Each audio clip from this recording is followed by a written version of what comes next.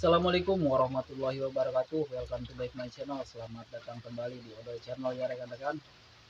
Untuk kalian semua, bagaimana kabarnya? Semoga kalian diberikan kesehatan selalu, dimudahkan rezeki, dipanjangkan umurnya. Amin ya Allah ya rabbal alamin. Nah oke, pada kesempatan kali ini mungkin saya lama sekali, hampir 1 bulan tidak mengupload video karena bukan tidak ada materi-materi untuk saya upload ya. Nah, di sini karena kesibukan saya sendiri ya, jadi jarang mengupload video. Nah, saya sekarang menyempatkan waktu mengupload video sesuai pertanyaan subscriber yang banyak sekali di kolom komentar ya, maupun itu di Instagram saya, di Facebook. Mereka selalu bertanya, Bang, apakah maggot itu aman dikonsumsi hewan-hewan ternak kita sejak usia dini? Ya, contohnya seperti apa? Seperti ayam, entok, bahkan ikan. Nah, ini untuk padahal saya sudah menjelaskan di video-video selanjutnya, dan saya pun memakai pakan entok itu sendiri, ayam itu sendiri itu dengan maggot BSF sendiri ya. Nah, tentunya ini sangat aman sekali rekan-rekan, jangan terlalu khawatir ya. Nah, bahkan untuk di ikan, nah sekarang saya sedang berada di Kampung Mayak, RT 1 RW 2 ya, Desa Bojong Kemar, Kecamatan Cikembar, Kabupaten Sukabumi ini rekan-rekan. Nah, di sini Mas saya bersama Kang Iman ya. Nah, ini Kang Iman akan menjelaskan bagaimana caranya tahap demi tahap berbudidaya maggot BSF, mohon maaf ya, berbudidaya lele untuk pedaging skala pembesaran itu beliau pakannya memakai maggot BSF. Langsung saja kita tanyakan apa saja sih yang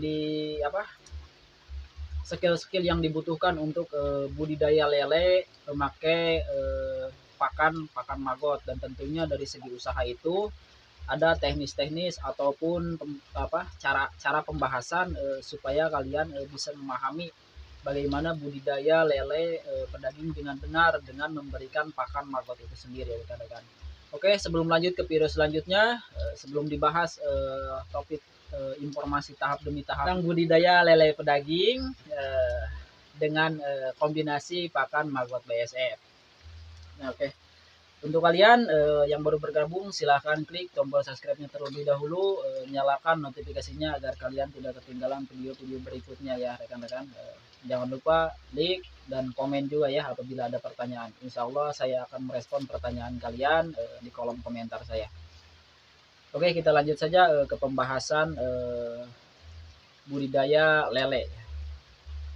Oke, silakan perkenalkan diri ini, Kang Iman. Hei, nama saya Iman dari Kampung Mayak, Desa Bojong Kembar, Kecamatan Cikembar, Kabupaten Sukabumi.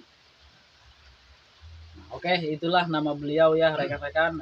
Beliau mungkin sudah lama sekali di ternak ataupun skala pembesaran di budidaya lele untuk pedaging rekan-rekan.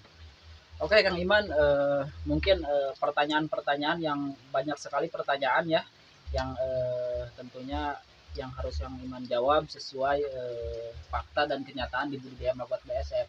Nah, ini menjelaskan kepada kalian semua bahwa di sini saya tidak setting-setting ya. Ini sesuai kenyataan ini sendiri ya. Kang Iman udah berapa lama di budidaya lele? Udah hampir 6 tahunan. Wow, hampir 6 tahun rekan-rekan. Coba bisa dibayangkan ya, beliau ini berjalan mungkin dari nol ya, hanya sebatas dukungan-dukungan dari lingkungan ataupun keluarganya, tapi dengan ketekunan beliau dia bisa berjalan selama ini. Ya bisa, kalau untuk para peternak bisa dibilang konsisten dalam berbudidayanya itu, dan beliau menikmati menekuni segala prosesnya. Dan mudah-mudahan kedepannya beliau bisa memperluas ataupun memperbesar lahan-lahan untuk budidaya pembesaran lele ini sendiri ya rekan-rekan. Nah, mungkin yang akan saya tanyakan, apa betul Kang Iman ini memakai maggot BSF sejak usia dini untuk ikan lele itu sendiri? Benar sekali. Nah, betul sekali. Nah, mungkin untuk start pertama penanaman sampai panen, apakah itu bisa dijelaskan? Coba saya mau menjelaskan dari tahap demi tahap dari ukuran bibit yang suka saya pakai. Cuman sebelumnya saya mohon maaf bila ada kesalahan, mungkin gimana ya, saya juga masih belajar lah. Cuman saya mau menerangkan sedikit lah, berbagi pengalaman. Saya nanam ukuran lele itu dari ukuran 46. 4 sampai 6 cm berarti ya. 4 sampai 6 cm. Kalau ukuran di bawah itu saya belum pernah pakai. Bukannya apa-apa, karena kalau di situasi hujan begini kan tiap hari hujan, malam hujan, kebanyakan mengambil risiko. Nah, Tapi kalau untuk risiko itu sendiri bagaimana nih? enggak kan, kalau nanam dari apaan, dari ukuran 46 ke bawah, yang ukuran 32, yang ukuran yang 35 harus pakai dulu apaan, maggot yang harus lembut. Harus Jadi pakai kalau pelet dulu sebentar. jadi memakai pelet itu mungkin ada jarak dari penanaman sampai berapa hari itu untuk pemakaian pelet itu sendiri? Ada sih, cuman kalau kalau kalau kata orang sih, kalau ukuran dari 23 sampai 35 cm, umuran 1 minggu pakai pelet yang ukurannya pas. Oh. Tapi saya di sini belum pernah pakai, belum pernah coba. Nah, kenapa ini? Belum pernah coba itu kenapa? Karena emang apa ukurannya tanam ataupun tebar ke kolam lele itu ukurannya lebih besar dari itu? Bukannya apa-apa kan, kalau saya beli dari ukuran 23 apa 35, cuacanya kan tidak kondusif sekali lah gitulah. Oke, jadi sangat mengandung resiko ya? Ya, banget. Tapi kan kalau kita nanamnya dari ukuran 46 agak besar dikit, begitu beli bibit langsung ditanam di kolam, 2 hari 3 harinya kasih pakan yang agak kasar juga pasti aman insya Allah. Yang penting tahap demi tahapnya dipakai aturannya gitu doang. Oke. Nah, sekarang Kang Iman memiliki berapa kolam sih untuk pembesaran lele itu sendiri? Alhamdulillah saya punya 4, biarpun kecil-kecil. Alhamdulillah yang kemarin 3 udah dipanen, yang sisanya ini sangka baru kemarin ditanam, ini sisanya sangka. Nah, oke rekan-rekan, untuk gambar nanti kita perlihatkan ya di sesi selanjutnya. Saya di sini masih ingin ngobrol-ngobrol bersama Kang Iman, ngobrol santai di saung ya, bukan gubuk derita ini ya. Bukan gubuk berita ya. Ini tapi ya kalau saya rasa ya memang nyaman ya ketika kita berdiam diri menikmati situasi ataupun kondisi sambil melihat hewan ternak-ternak kita yang kita pelihara. Oke Kang Iman, dari penanaman sampai panen itu memerlukan jangka waktu berapa hari? Kalau saya nanam dari ukuran 46, tiap 2 hari dipuasain dulu, 3 hari langsung dikasih maggot BSF yang agak lembut, yang agak kasar juga nggak apa-apa. Berarti itu masih baby ya, jenis maggot BSF masih baby. Karena di sini mungkin beliau menyesuaikan dari hewan ini sendiri ya termasuk si lele itu. Dari si lele itu mungkin dari segi badan masih kecil. Nah, tentunya di sini kita harus sesuai yang Kang Iman bicarakan barusan, yang memang diperlukan di sini hanya bukan maggot fresh dewasa yang usia 18 hari. Tentunya di sini beliau memakai baby ya. Dalam artian baby itu paling di sekitar usia 3 ataupun 7 hari di usia biopon pembesaran, rekan-rekan ya. Karena untuk menjaga mungkin dari tekstur lemahnya bibit ini sendiri belum bisa mengkonsumsi maggot yang emang benar-benar dewasa. Nah, untuk perharinya bisa menghabiskan berapa kilo maggot BSF? Kalau baru nanam sih kalau baru nanam dari ukuran 46 nggak banyak sih, cuma 3 kilo 2 kilo per hari. Cuman itu juga nggak dikasih setiap hari.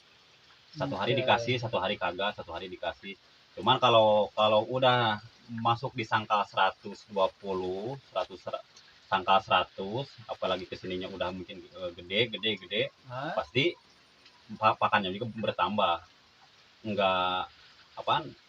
Nggak mungkin segitu doang, nggak bakalan langsung bertambah.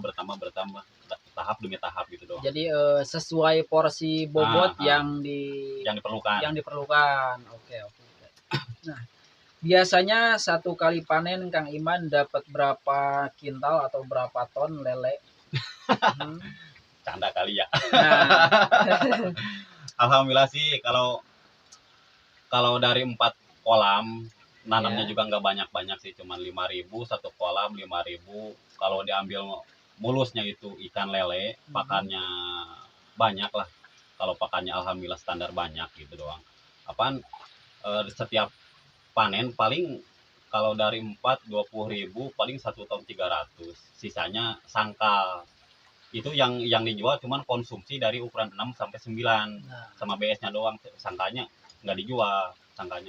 Nah, oke, alhamdulillah sekali ya rekan-rekan. Nah, di sini beliau sampai usia panen, mendapatkan panen itu sampai berapa ton barusan? 1 ton 300 lebih lah. Nah, 1 ton 300 untuk 4 kolam, yaitu pun tidak semua ya, masih ada yang disortir, masih ada yang beliau besarkan. Nah, tentunya dari 1 ton lebih itu tinggal dikalikan saja untuk kalau masalah menghitungkan cuan itu sendiri ya. Kalau untuk misalkan gini Kang Iman ya, dari satu kolam menanam 5.000 kan? Nah, 5.000 itu 5.000 ekor bibit lele. Nah, berarti dari 4 kolam itu memerlukan 20.000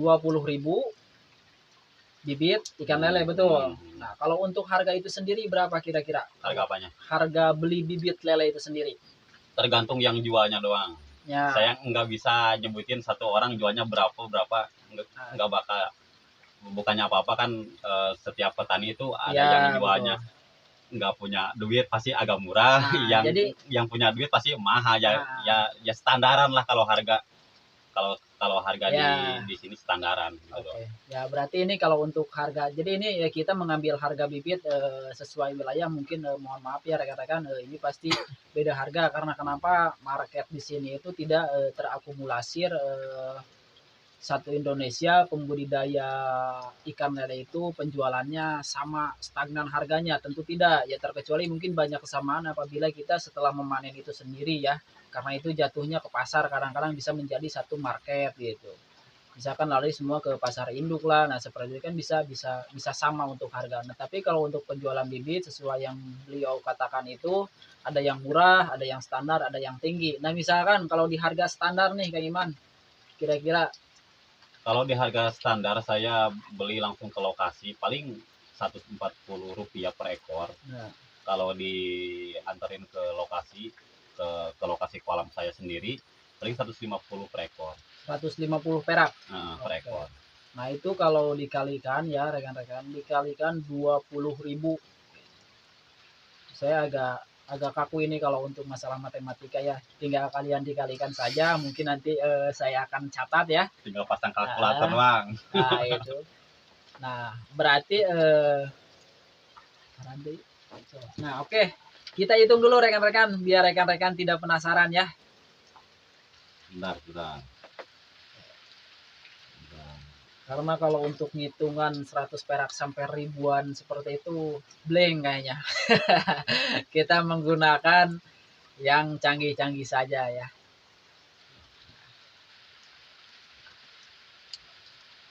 Nah, ini kalau untuk dari sesi penanaman bibit yang beliau biasanya terapkan itu untuk mendapatkan 20.000 ekor ikan lele yang ukurannya berapa Kang Iman? 46. Ya, 4 ataupun 6 cm ya, itu harganya sekitar 150 perak. Dikali 2.000 beliau 20.000. Oh iya, dikali 20.000 beliau hanya mengeluarkan modal 3 juta untuk 4 kolam. Nah, sekarang dari sesi penghasilan beliau intinya di red aja Kang Iman, sampai bisa panen itu berapa bulan? Saya pakai aturan standar aja. Ya, aturan standar. 2 bulan setengah. Oke. 2 bulan setengah bisa diambil konsumsinya doang.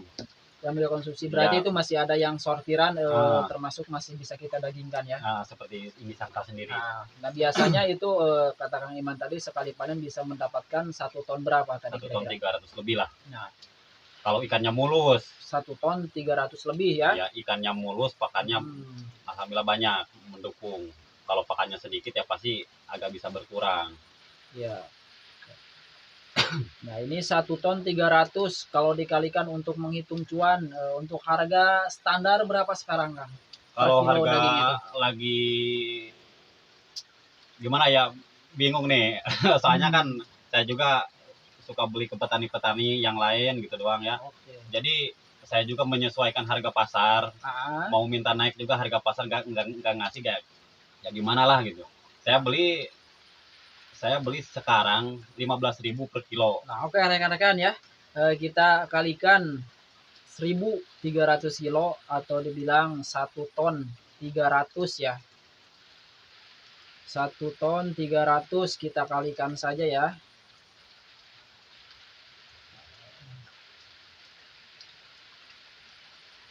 1.300 kilo kita kalikan 15.000.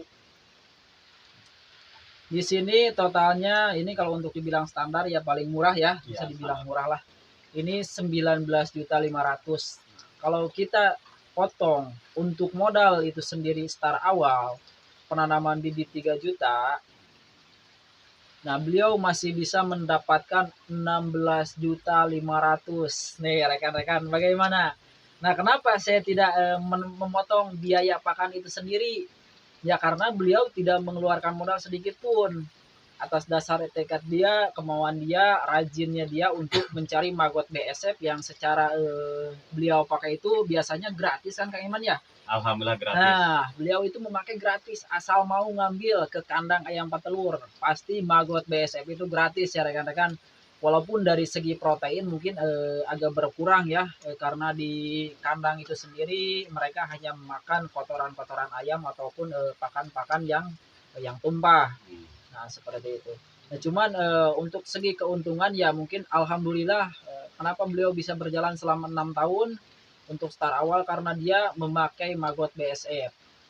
Nah, tentunya untuk kalian rekan-rekan yang untuk start pertama budidaya maggot BSF jangan takut apabila pasaran-pasaran sudah tidak ada ya. Nah, kalian bisa menghasilkan ataupun menjual hasil dari maggot BSF itu kombinasi hewan ternak seperti kita menghasilkan ayam yang kita berikan maggot BSF, seperti kita menghasilkan Kang Iman lele gitu ya tanpa membeli pakan sedikit pun dia hanya mengeluarkan keringat mencari ataupun bukan mencari karena di sini mungkin banyak ya maggot BSF. Alhamdulillah ada. Nah, dia hanya datang ke kandang ayam lalu mengambil maggot BSF itu sendiri untuk pakan lele tiap harinya. Nah, ini mungkin acuan-acuan untuk kalian. Ini agak sedikit gelap ya rekan-rekan karena mati lampu kayaknya nih. Cuman gigi doang yang Nah, putih. nah, seperti itu rekan-rekan. Nah, perbincangan santai kali ini tentunya bukan menggiurkan sekali ya di budidaya lele sampai juta-juta per bulan. Nah, tentunya di sini Kang Iman pun ada beberapa tahapan proses sampai bisa stabil seperti ini mungkin Kang Iman ya. Dan tentunya di usaha itu tidak ada yang gampang. Memang kalau dibilang ilmu mahal itu jelas mahal. Nah, yang saya share ini obrolan-obrolan dengan Kang Iman ini bukan tidak termasuk sebagian dari ilmu ya, tapi ini hanya sebatas teknis pembahasan bagaimana caranya berbudidaya lele kombinasi pakan maggot BSF. Gitu. Nah, dan beliau sudah merasakan keuntungan apabila hewan ternak diberikan pakan oleh maggot BSF sendiri. Dan 100% saya menjamin apakah yang masih bertanya di kolom komentar seperti subscriber apakah aman dikasih ke lele full maggot BSF. Nah, beliau ini memakai di usia 1 minggu ya. 1 minggu setelah penanaman mungkin bisa dibilang baby lele ya, ukuran 4 sampai 6 ditanam selama 1 minggu. Beliau memakai maggot BSF yang bentuknya baby, ukurannya masih kecil karena menyesuaikan dengan bobot lele yang masih baby juga. Nah, setelah 1 minggu lalu beliau memberikan maggot dewasa, betul ya? Yang agak kasar. Agak kasar. Nah, teksturnya kalau di maggot BSF itu kan ginuk-ginuk berotot ya. Gitu. Usia 18 hari itulah maggot BSF yang beliau berikan. Nah, oke rekan-rekan, cukup sekian perbincangan kali ini. Mungkin ini semua bisa bermanfaat untuk kalian semua yang penasaran. Untuk kalian semoga saya doakan semoga usahanya dilancarkan selalu, dimudahkan rezekinya ya rekan-rekan. Nah kita lihat ke sesi selanjutnya bagaimana caranya, bukan bagaimana caranya, kita memperlihatkan proses pemberian pakan maggot BSF untuk lele sendiri. Oke. Nah oke, ini rekan-rekan tempat Kang Iman budidaya lele untuk pendaging ya.